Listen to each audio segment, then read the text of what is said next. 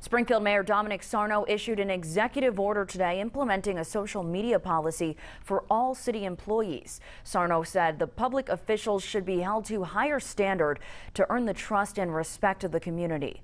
The mayor said he's putting everyone on notice that his executive order should clear up any confusion about what should and should not be posted. His statement refers to recent social media posts that the mayor called insensitive and unacceptable.